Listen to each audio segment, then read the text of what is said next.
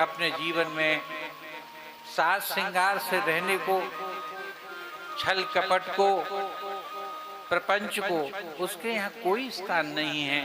केवल जैसे कि एक साध्वी महिला, एक दिव्य महिला, जैसे कि एक सुहागिन रहती है अपने पति से पतिव्रत महिला रहती है, वैसे वो रहती है। कुछ समय पश्चात हो गया, लेकिन सुनीति की कोई संतान न हुई। 4-6 वर्ष निकल गए उत्तानपाद के, लेकिन उनके कोई संतान नहीं हो रही है विवाह की। उत्तानपाद को भी चिंता हुई और दूसरे विवाह का प्रस्ताव उनके पास आ गया। तो उन्होंने उस प्रस्ताव को, क्योंकि पहली से संतान हो नहीं रही है, इसलिए दूसरा विवाह कर लिया। राजाओं के यहाँ कोई ऐसा नहीं था आज जैसा बंधन। पहले प्रतीक्षा करते थे कि 2-2, 3-3, 4-4 साल बाद अगर संतान नहीं होती है तो दूसरा विवाह कर लिया करते थे। बोलिए वृंदावन बिहारी लाल की। प्रारंभ का समय था, प्रथम राजकुमार थे उत्तानपाद। अच्छा, उत्तानपाद का भी अर्थ क्या है मेरे भाई? उत्तानपाद का अर्थ है कर्मयोगी, जिसके पाद माने चरण, कर्म करने के लिए उठते ही रहते हैं, उठते ही रहते हैं।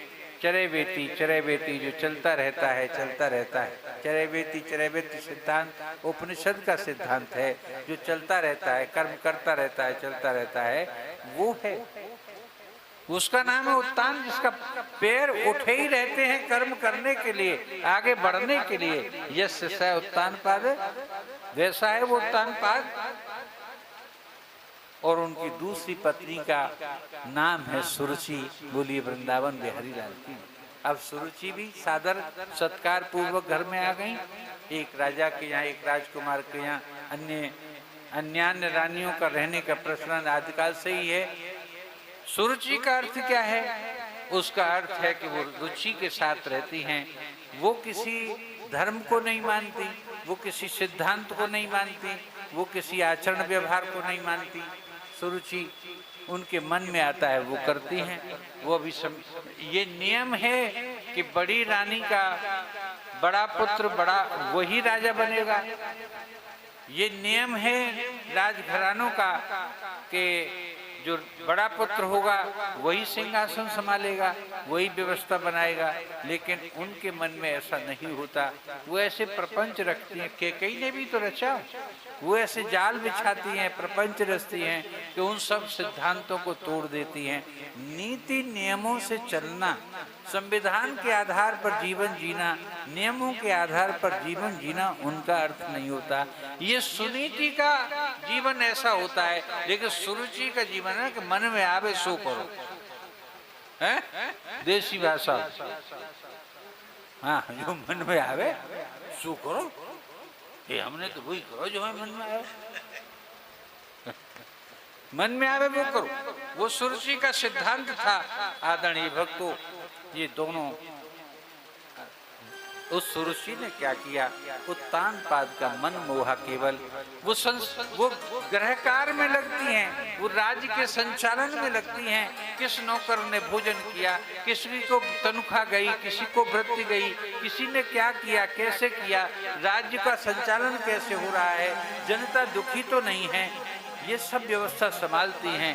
लेकिन वो उत्तानपाद की सेवा में उनका मोह साज श्रृंगार करती हैं। उसको बिचारी को भगवान की भक्ति से और राजघर की गृहस्थी को संभालने से फुर्सत नहीं है। सुनीति को, आदरणीय भक्तों, सुरुचि को राजा को पटाने से फुर्सत नहीं है कि राजा अपने वश में हो, राजा हमारी बात माने। राजा पट गए तो सब पट गया। बोलिए वृंदावन बिहारी लाल की जय। इस प्रकार के उनके भाव बन रहे हैं।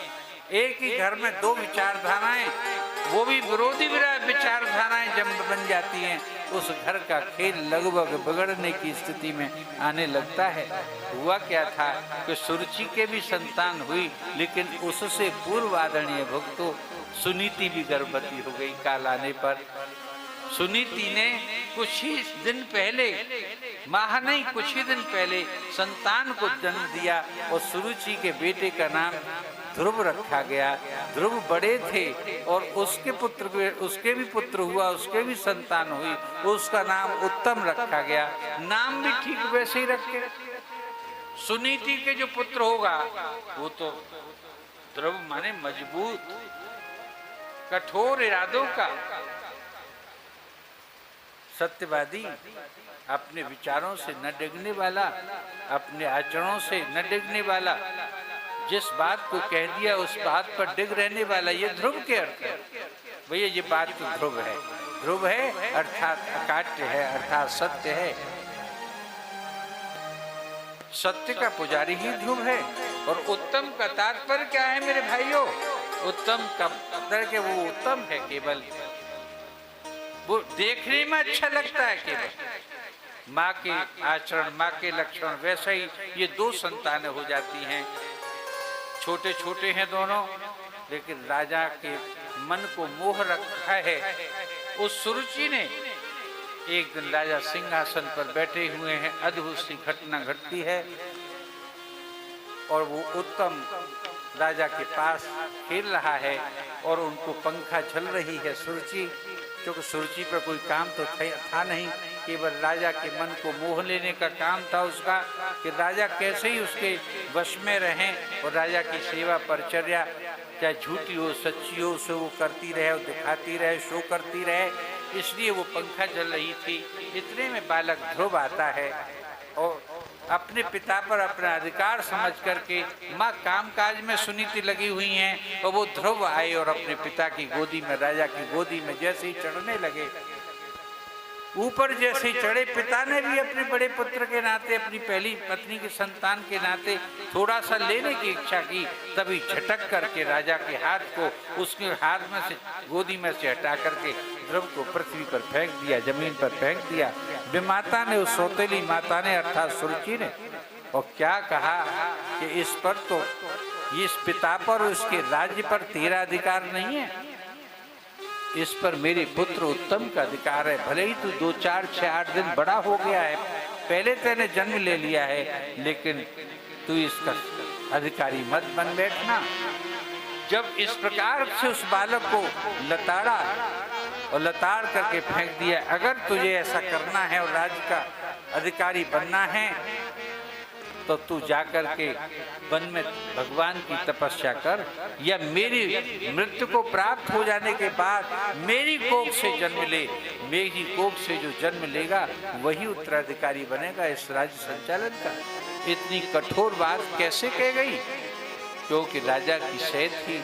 राजा ने एक प्रकार से उस सुरुचि के प्रेम के जाल में वशीभूत होकर के सुनीति को किनारे लगा दिया था।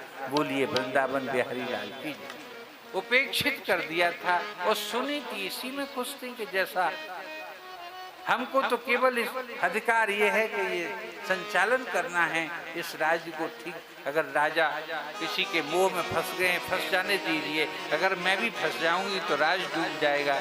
राजा उपेक्षित हो गए राज संचालन से, वो राज्य संचालन में लगी थी, नीति से काम ले रही थी। अब भक्त बालक ध्रुव के हृदय पर चोट पहुंची है, और चोट पहुंच कर के बिलक बिलक के पहले तो रोए। उन्होंने 2 मिनट ये देखा कि मेरे पिता की प्रतिक्रिया क्या है, क्या वो मुझे उठाएंगे, मुझे उठा करके प्यार करेंगे कि बेटा माता गंदी हैं, उन्हें तो मैं उठा करके कुछ प्यार में कुछ तो कहेंगे। लेकिन पिता ने भी सुरुचि के भय से कि ये रूठ गई तो मेरा जीवन आगे का कैसे कटेगा, मैं वासना सक्त व्यक्ति हूँ, मेरी वासना की पूर्ति कौन करेगा, जैसा मैं चाहता हूँ वैसा ये करती है मेरे साथ, इस तरह से मुंह मोड़ लिया। अब तो ध्रुव को और ज्यादा चोट लगे कि पिता भी मेरा नहीं है, और इन्होंने उत्तम के लिए तो रोते रोते आंख मीटते बिलकते बिलकते अपनी माँ सुनीति के पास पहुंचा बालक, और जाकर के कहने लगा, रोने लगा। सुबह सुबह के हिलकियां भर भर के बालक रोता है, चीख चीख करके बालक माँ ने दिल से लगाया, हृदय से लगाया।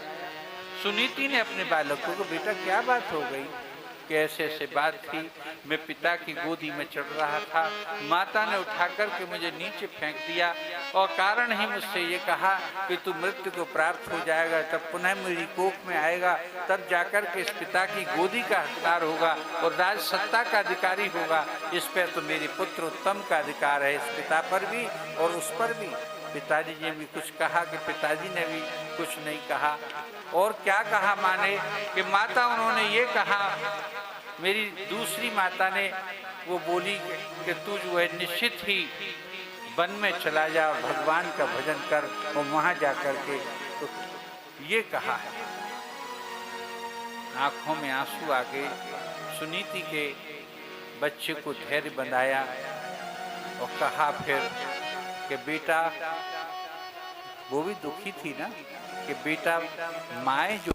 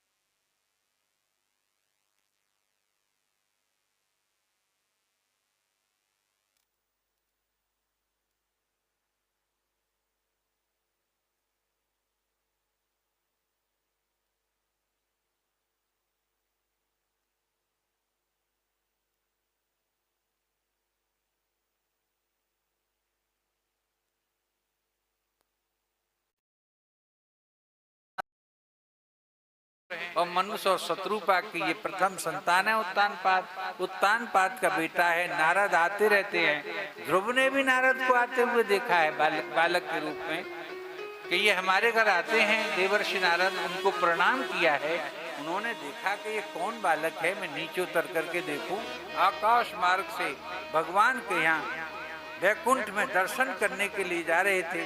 श्री हरि का उतर करके आए। जब नारद भी इसी तरह से भटके थे तो उन्होंने ये प्रण लिया था, मैंने कल नारद चरित्र सुनाया था, कि कोई भी बालक अगर भगवान की भक्ति करने के लिए इस संसार में भटकेगा तो मैं उसकी मदद जरूर करूंगा। मेरी भले ही किसी ने मदद नहीं की। बोलिए वृंदावन बिहारी लाल की। नारद आए, पहचान गए, अरे तू तो उत्तानपाद के बालक, तू तो मेरा अपना ही बालक है। क्यों? तुम्हारा नाम ध्रुव है ना? कि हाँ ध्रुव है बाबा। कि इस जंगल में कैसे? तुम तो बहुत छोटे हो अभी। कि हाँ कुछ ऐसी बात हो गई है, इसलिए मैं वन की ओर निकल आया। क्या आप मुझे ये बता सकते हैं? छोटा सा बालक कहता है कि मैं भगवान के दर्शन कर सकता हूँ। करे राम राम राम, भगवान, और वो भी तुम इतने छोटे? बड़े बड़े ऋषि मुनि हजारों वर्ष की उम्र जिनकी हो जाती है, उनको तपस्या करते करते वो भी प्राप्त नहीं कर सकते, और तुम एक छोटे से बालक भगवान को कैसे पा सकोगे? कि क्या बात हो गई है? तो संक्षेप में उन्होंने अपनी संपूर्ण करुण कथा उस बालक ने नारद जी को सुनाई। नारद जी कहते हैं कि तुम बच्चे जा करके लौट जाओ, और लौट करके अपनी माता सुनीति के पास महल में चले जाओ। तुमको शेर खा जाएंगे, जंगल में चीते खा जाएंगे, तुमको नाग डस लेंगे। देखो ये नाग घूम रहे हैं पास पास तुम्हारे, और तुम इस बियाबान जंगल में भटक रहे हो, तुम मृत्यु को प्राप्त हो जाओगे। तो बालक कहता है कि हे नारद जी, हे ऋषिवर, मैं आपसे सत्य सत्य कहता हूँ कि क्षत्रिय जब कदम आगे बढ़ा लेते हैं तो उनका कदम पीछे नहीं हटता। बोलिए वृंदावन बिहारी लाल की जय। कि जब क्षत्रिय, मैं क्षत्रिय उत्तानपाद का बेटा हूँ, और जब क्षत्रिय कदम आगे बढ़ा लेते हैं तो वो पीछे नहीं हटते। अब मैं पीछे जा लौटने वाला नहीं हूँ, अब तो मैं भगवान के दर्शन और तप के लिए जाऊंगा। इस शब्द को सुनते ही नारद जी की आंखें फटी की फटी रह गई, खुल गई। अरे इस तेजस्वी बालक का तेज तो देखिए, कि ये कह रहा है कि क्षत्रिय आगे बढ़ जाते हैं जिस कार्य के लिए, फिर पीछे कदम नहीं हटाते। मैं प्रभु के दर्शन पाकर के ही रहूंगा। मुझे केवल वो रास्ता बता दीजिए कि मुझे प्रभु कैसे मिलेंगे और कहाँ मिलेंगे, मैं कहाँ भजन करूं और कैसे भजन करूं। छोटे छोटा मुंह और बड़ी बड़ी बातें सुन करके नारद जी को मुग्ध हो रहे हैं, और एक और नारद जी क्षुब्ध और दुखी भी हो रहे हैं। अंत में ध्रुव की बातें जब नारद जी ने सुनी हैं तो प्रसन्न हो गए और बोले, कैसे मैं एक दिन 6 वर्ष की उम्र में जब मेरी माँ नहीं, माँ को सांप ने खा लिया था, वो वेदवादी ब्राह्मणों की दासी थी और वो मर गई थी, और जिन साधुओं की वो रोटी बनाती वो साधु भी चले गए थे। तो मैं भी एक दिन ऐसे ही जंगल में भटका था और पीपल के पेड़ के नीचे मैंने भगवान का ध्यान करते करते शरीर त्याग दिया था। तब आकाशवाणी हुई थी प्रभु की और मैं उनको प्राप्त हो गया था। उन्होंने मुझे दर्शन तो नहीं दिए थे, ये भी निश्चित ही अगर मैं मार्ग बताऊंगा प्रभु को प्राप्त करने का तो इसको कल्याण होगा। अब नारद जी, ये लीला बड़ी सुंदर है।